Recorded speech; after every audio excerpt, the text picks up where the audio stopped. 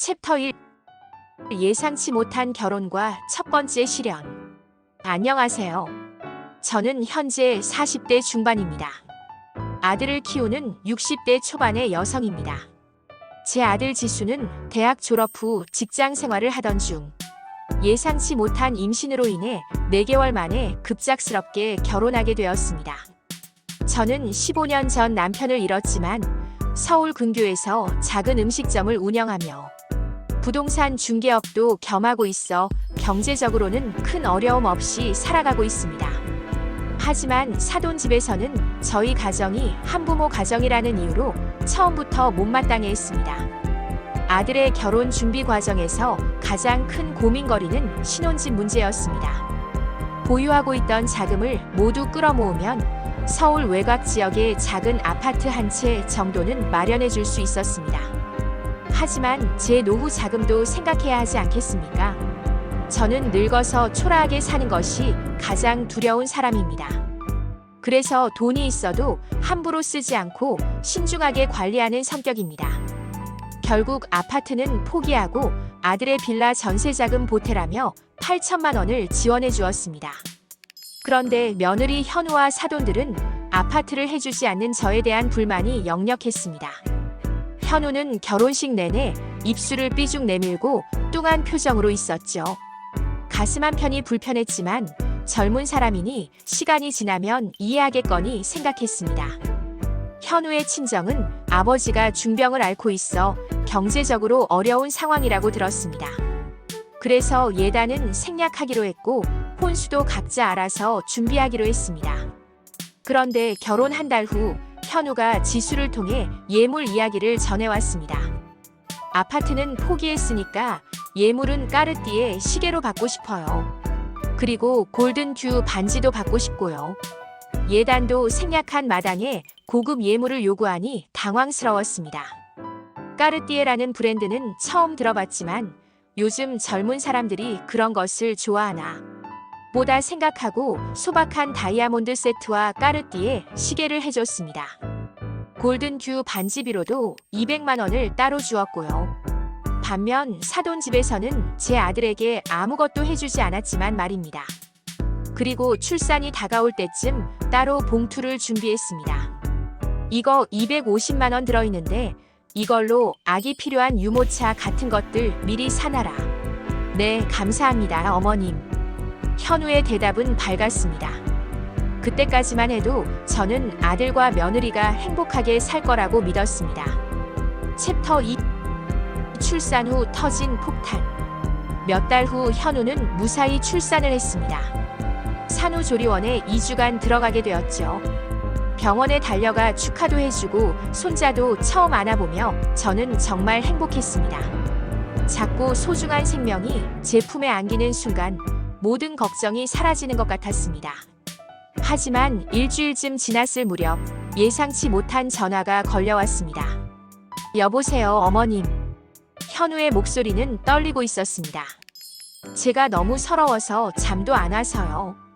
직접 말씀드리지 않으면 어머님이 모르실 것 같아서 전화드리는 거예요. 무슨 일이니? 어머님, 어떻게 손자가 태어났는데 이렇게까지 무심하세요? 좀 알아듣게 얘기해봐. 무슨 소리인데? 심장이 쿵 내려앉는 느낌이었습니다. 이게 산후조리원비가 얼마인지 물어보시지도 않고 축하금도 안 주셨잖아요. 원래 손자 태어나면 시댁에서 산후조리원비 내주는 거예요. 어머님 모르셨어요? 그래, 난 전혀 몰랐다. 지금 그것 때문에 이러는 거니? 이것뿐만 아니에요, 어머님. 다른 며느리들은 애 낳으면 시댁에서 어떻게 해주는지 아세요? 명품 가방 척척 해주고요. 보약도 기본이에요. 산후조리원도 2주에 700만 원 넘는 곳 보내주는 시댁도 수두룩해요. 현우의 목소리가 점점 높아졌습니다. 저 진짜 많이 이해하고 참는 거예요. 제가 어머님께 손자 낳아드렸잖아요. 근데 어떻게 이렇게 무책임하세요? 저는 출산 전에 준 봉투 250만 원으로 충분하다고 생각했습니다. 보약이나 조리원비가 필요했다면 미리 말로 했어야지 갑자기 전화해서 따져 묻으니 정말 황당했습니다. 그리고 너 내 손자 낳아주려고 아기 가진 거니? 결혼했으면 둘이 조리 알아서 할 일이지. 손자 낳아주고도 축하받지 못하는 사람이 저 하나고요. 다른 여자들이 명품 가방, 자동차 받을 때 저는 우리 엄마 눈치 걱정해야 되는 비참한 기분 어머님이 아세요? 저희 친정 엄마가 아시면 얼마나 속상하시겠어요. 현우의 목소리에는 원망이 가득했습니다. 그럼 어머님이 손자한테 애정이 없으셔서 앞으로도 자주 안 봐도 좋다는 뜻으로 알고 이만 끊겠습니다. 전화가 끊어진 후 제 손이 덜덜 떨리고 심장이 두근거려 혈압약을 먹어야 했습니다. 챕터 3. 아들의 눈물과 현실적 선택. 퇴근 후 지수를 집으로 불러 현우와의 대화 내용을 얘기했습니다. 그러자 지수가 갑자기 눈물을 뚝뚝 흘리며 평소 현우가 아파트 사는 친구들과 비교하며 불만을 토로했다고 털어놓았습니다. 엄마, 나 이혼하고 싶어. 지수가 엉엉 울며 말했습니다. 현우가 매일 아파트 없다고, 시어머니가 인색하다고, 친구들은 다 시댁에서 해준다고 그래. 나도 이제 지쳤어. 저는 산후조리원비를 안 해줬다고 손자를 안 보여주겠다는 현우의 뻔뻔한 태도에 피가 거꾸로 솟았습니다. 제 아들이 불쌍해서 가슴을 치며 울었습니다. 그래서 절친한 친구들에게 고민을 털어놓았습니다. 아니, 어디서 그렇게 버르장머리 없는 게 굴러들어왔어. 돈 타령해서 조리원비 안 해줘서 내 아들 이혼하게 생겼다고. 어쩌면 좋니? 어디 건방진 게 알아서 들어왔나? 어디다 대고 돈돈거려? 아주 그냥 돈을 확 풀어서 휘두르면서 혼내줘야지. 버르장머리 없는 것. 친구들의 조언을 듣고 집에 와서 곰곰이 생각해봤습니다. 지수는 아직 살 날이 많고 어린 손자도 있는데 제가 현우와 이렇게 사이가 틀어지면 앞으로 아들이 얼마나 불행한 결혼 생활을 할지 뻔했습니다. 아들을 위해 어미인 제가 희생하기로 마음먹었습니다.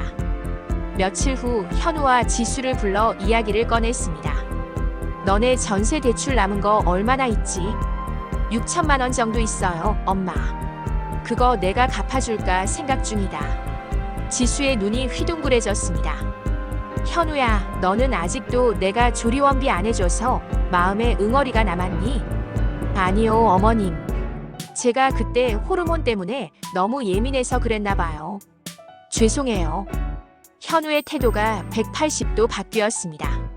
챕터 4. 돈으로 얻은 평화와 씁쓸한 현실.